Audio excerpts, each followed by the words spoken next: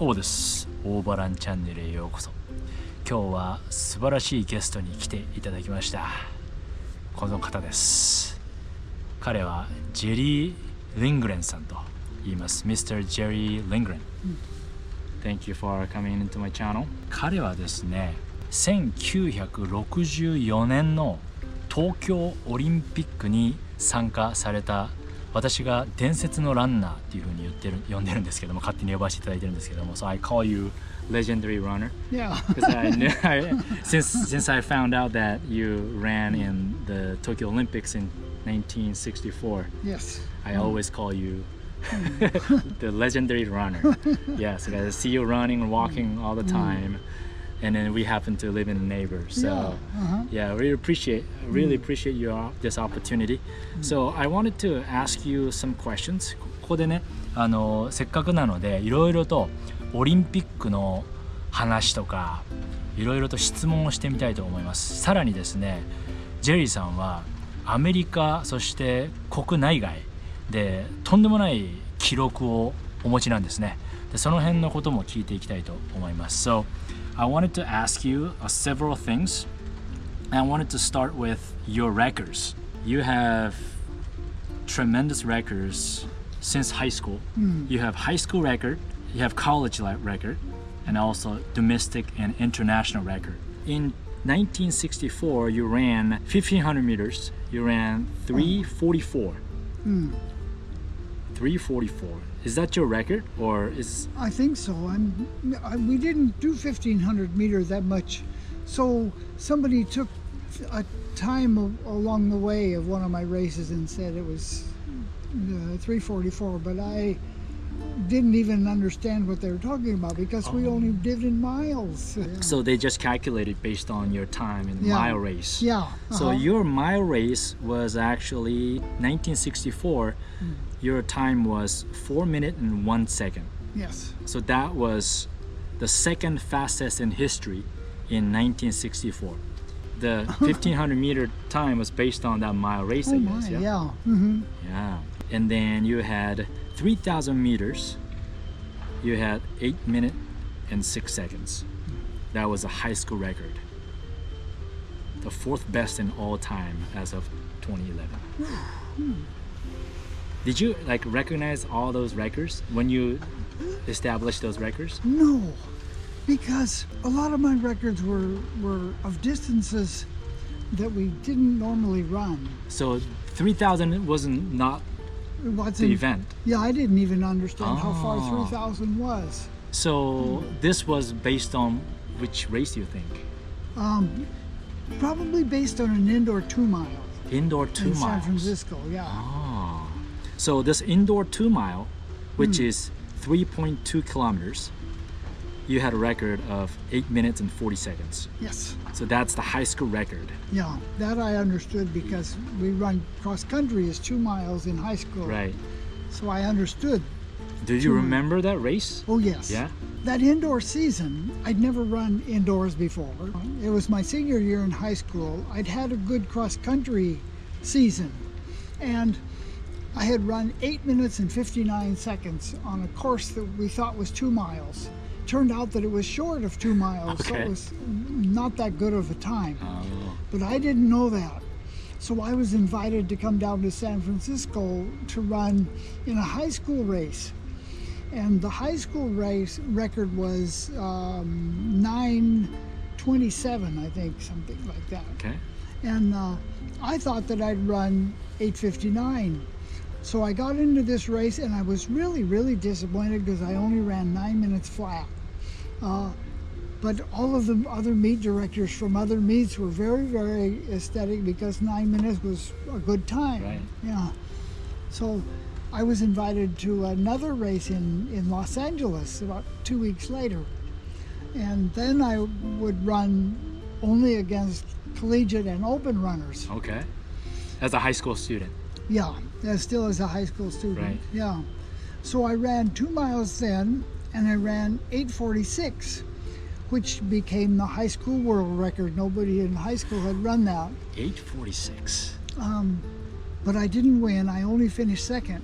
And I went home feeling bad because I lost. And I hadn't lost a 2 mile in years. Right. And who was the first? It's Gaston Rollins from Belgium. Okay. And he was a world record holder in the steeplechase and very, very good runner. Wow. And then you came second. Yeah, I was second. As a high school student. Yeah. And you were disappointed. Yeah. Because you lost. Yeah. Oh. And then I was invited back to San Francisco 3 weeks later to run against Ron Clark. Ron Clark had all the world records for every distance from 2 miles through 10 miles. Wow. An amazing runner. In that race, I just tried to run as hard as I could. He tried to pass me a couple times, and I held him off, which was amazing. Nobody held off Ron Clark back then. He got by me, though, with about half a mile to go. Took off, and I couldn't catch him. And he ran 8:36 for 2 miles, which was the world best 2 mile that year. Wow. And I ran 8:40, which was the second fastest of the year. Wow. So you shaved off 6 seconds from the record you had in LA. Yeah. 8:40 didn't hit me because it was indoors. I didn't, recognize it, and I got beat again. Right. Two losses in a row. It was really bad. Wow. But still, you dominated high school level, right? For 5,000 meters. So I guess this one too was calculated based on something else, or well, no, this was the race? Yeah, this 5,000. After I got out of high school, the coach, I was a miler, but the coach wanted me to see what I could do at longer races. So he entered me in a 5,000 meter in Compton, California. Okay. So I ran my first 5,000 in that one. And again, I had no idea how to run 5,000 meters. I just ran. And Bruce Kidd was in the race from Canada. And he was the guy that had the high school record before I broke it. Okay. And I guess he had an idea in the race that he wanted to use a strategy where he'd go fast for a while and then he'd cruise and then go fast and cruise. Okay. I had no idea what he was doing. When he tried to pass me, I'd hold him off. Oh. And he didn't like to be held off. He would punch me with this elbow, punch me with that elbow. I got hit about 25 times in the first 2 miles of that race. Wow. Then he dropped back near the end, and I got to the last lap, and I was leading everybody. And I thought, these are some of the best runners in the world. I shouldn't be leading them. So I stopped and waited for everybody. Okay. And they came dashing by, and I took off after them. And I caught all but 3 of them. Okay. So I ended up 4th in the race. And I think this was still a high school record. Yeah. Right? And then that's 13:44. Yeah. 13 minutes and 44 seconds. Yeah. Second all-time American high school time. No. Yeah. And as of 2021. Unbroken until Galen Rupp broke in 2004. So Galen Rupp is popular in Japan too. Oh, yes. He trains with famous Japanese runner Osako. Yeah. Yeah, the Nike team, right? Yeah. So Galen Rupp broke your record after 40 years. So up until 2004, when he ran 13:37, you had a record until then. Yes. Oh, that's amazing.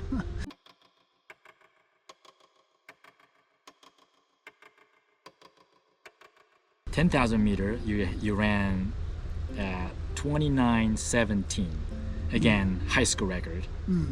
And the 5th best all time as of 2021. And then those are all high school. High school, yes. And then you have all the college records. So you have college records in 3 miles, 6 miles, and again 3,000 meters, 5,000 meters, and 10,000 meters. And 10,000 meter, this one, college record, and American record. Yeah. 28:40, 1979. Oh. Wow.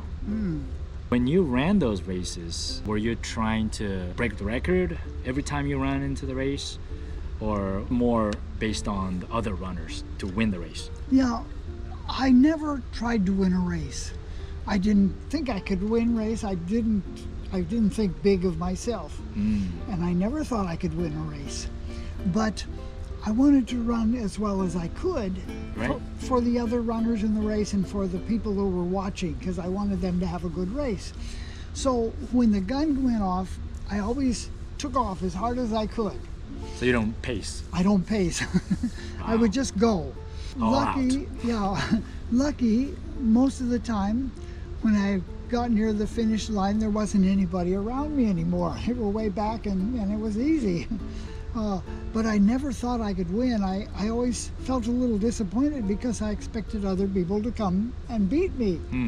Yeah. So whoever your competitor maybe, you still run as fast as you can. Yeah. From a get-go. Yeah, from the beginning. From the beginning. Yeah. And then so when you look at the time from the beginning to finish, you slow down? Not so much. Not so much. You just hold on to it. Yeah, I usually Oh, wow. I was lucky because I trained a lot of miles in high school and How many college. miles? 25 to 35 a day on the average. 25 to 35 miles a day. Yeah. On average. That's what they credited me with. When Ron Clark was writing his book, The Unforgiving Minute, he interviewed me and he wanted to know how many miles I ran every day. And I had no idea because we didn't keep track of miles. So I tried to add up the miles and I came up with 55 as how much I ran. And he said, that's impossible. So he said, he'll ask the coach. So he asked the coach how many miles a day, and he says, we've never kept track of it, but let me try to figure it out. And he came up to the figure, it's at least 45, 55. And Ron Clark said, that's impossible too. Nobody could run that fast. So when he was writing his book, he said I could do 25 to 35 a day. Okay. And that's what stuck. So that's good enough for me. Well, I mean, technically it's more, right? Yeah, because I would go out on all-day runs. When I got into shape, I loved to run, and I loved to see how fast I could run. So I would take off from the very first step, just as hard as my legs would carry me, and I would run until I couldn't. I was so exhausted when I'd come home, very tired. But when you run all of your energy out, your body changes. Every cell in your body doesn't like to be exhausted. So the energy in each cell would be packed in there heavier, more energy. So did you always have a course that you run, or you just kind of take off and go wherever it feels like? Yeah, I had several different courses that I would run. I had a 17-mile course that I'd run. Sometimes if I was going to run long ways, I'd run like from Spokane to Coeur d'Alene Lake and back, and that was so Spokane's where you're from? Yeah, that's about 75, 80 miles the whole round trip. Sometimes I'd run to Mount Spokane from where I live and back, and that was about 50-mile round trip. Okay. I had a lot of different runs that I would run that were all-day runs and over 100 miles. So when you run like 25 to 50 miles a day, you don't split, like in the morning and one in the afternoon, or you do? Well, sometimes I do like 3 workouts a day. 3 workouts a day, okay. And I do 25 in the morning. Maybe I'd only do 5 in the afternoon, but it was a sprint workout on the track. And then I'd go in the evening for another 10 miles just to, rest my body. You say you never kept a record of the distances.